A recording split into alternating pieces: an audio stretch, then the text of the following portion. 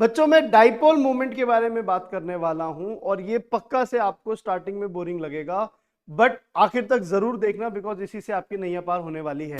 सबसे पहले हम लोग देखेंगे कि जो इलेक्ट्रिक डाइपोल मोमेंट होता है, एक नेगेटिव चार्ज एक पॉजिटिव चार्ज इक्वल मैग्नीट्यूड के होते हैं।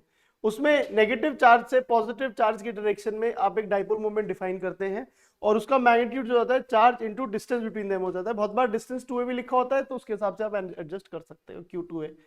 अगर अब सपोजिटली हमारे पास एक डाइपोल है तो उसकी वजह से इलेक्ट्रिक फील्ड कितनी होगी और पोटेंशियल कितना होगा, ये बात याद रखने वाली होती है।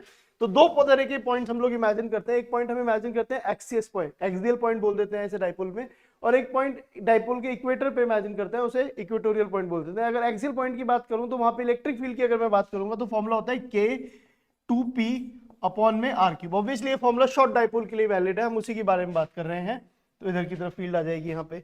सिमिलरली अगर इसी पॉइंट पे पोटेंशियल की बात करते हैं तो वो सिंपली हो जाता है Kp/r²। बहुत ही सिंपल तरीके से हम अगर इलेक्ट्रिक फील्ड की पोटेंशियल के बारे में बात करें, ये सिर्फ स्केलर क्वांटिटी है, इसका कोई साइन नहीं होगा, ठीक है, मतलब इसका सॉरी इसकी कोई डायरेक्शन नहीं होगी।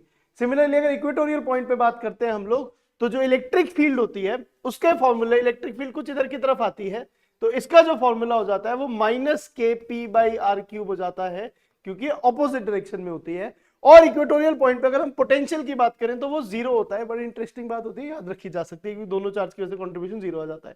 अगर एक जनरल पॉइंट कंसिडर करूं मैं तो वहां पे थोड़ा सा मुश्किल हो जाता है, हमें एक्चुअली में इस डाइपोल के दो कंपोनेंट्स लेने पड़ते हैं, एक इधर की तरफ और एक इधर की तरफ। इधर की तरफ p cos थीटा आ जाएगा और इसके परपेंडिकुलर डायरेक्शन में p sin थीटा आ जाएगा। तो इधर की तरफ वाली जो आपकी इलेक्ट्रिक फील्ड है 2kp cos थीटा अपॉन में r³ हो जाती है, और इधर की वाली जो इलेक्ट्रिक फील्ड है वो -kp sin theta upon r³ हो जाती है। माइनस अगर मैंने डायरेक्शन ऐसे मार्क कर दिया तो इस तरीके से आप इसे डायरेक्टली लिख सकते हो। इस पॉइंट पे पोटेंशियल की अगर मैं बात करता हूं तो इस पॉइंट पे पोटेंशियल के फॉर्मूले में सिर्फ p cos थीटा वाले की वजह से हो जाता है, तो kp cos थीटा अपॉन में r² आपका पोटेंशियल हो जाता है। इलेक्ट्रिक फील्ड के लिए आपको इसका वेक्टर सम लिखना पड़ेगा, which is a simple enough vector addition जो आप कर सकते हो। इसके अलावा अगर हम लोग बात करें कि डाइपोल जो है इलेक्ट्रिक फील्ड में किस तरीके से बिहेव करता है, तो आपको एक बात ये पता होनी चाहिए, अगर एक्सटर्नल इलेक्ट्रिक फील्ड यूनिफॉर्म है तो जो नेट फोर्स लगेगी डाइपोल पे वो जीरो होगी, क्योंकि इस पे और इस पे एग्जैक्टली इक्वल मैग्नीट्यूड की फोर्स ऑपोजिट डायरेक्शन में लग रही होगी। दूसरी बात, टॉर्क कितना हो जाएगा, P क्रॉस E हमारा टॉर्क हो जाता है। टॉर्क इलेक्ट्रिक फील्ड बेसिकली कोशिश करती है कि जो ये डाइपोल है उसके अलॉन्ग लाइन हो जाए, तो उस पर इस तरीके से टॉर्क लगती है, P sin थीटा उसका मैग्नीट्यूड हो जाता है। पोटेंशियल एनर्जी की अगर हम लोग बात करते हैं तो -P.E which is -PE cos theta आपकी पोटेंशियल एनर्जी हो जाती है डाइपोल के केस में। और आप ये समझ सकते हैं कि ये वाली जो पोजीशन होती है, जो पॉजिटिव चार्ज इधर है और नेगेटिव चार्ज इधर है, ये वाली पोजीशन एक इक्विलिब्रियम पोजीशन होती है, क्योंकि इस पे टॉर्क जीरो होता है और ये स्टेबल इक्विलिब्रियम पोजीशन होती है। थीटा इक्वल टू 0 डिग्री हमारा स्टेबल इक्विलिब्रियम और यू मिनिमम वाला पोजीशन होता है, और क्या कहते हैं जो उसके बाद theta is equal to 180 degrees हमारा अनस्टेबल इक्विलिब्रियम और यू मैक्सिमम वाला केस बन जाता है।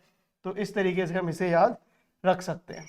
ऑल्सो अगर हम डाइपोल की बात करें तो जो नेट डाइपोल मोमेंट हम निकाल सकते हैं, कुछ ऐसी सिचुएशन बन सकती है कि Q और -2Q दे दिया है, तो बहुत सिंपल सा लॉजिक होता है। इस -2Q को -Q और -Q इमेजिन करके एक डाइपोल मोमेंट आपके इधर की तरफ आ गया और एक डाइपोल मोमेंट आपके इधर की तरफ आ गया, और इन दोनों डाइपोल मोमेंट्स को ऐड करके आप फाइनल डाइपोल मोमेंट निकाल सकते हो।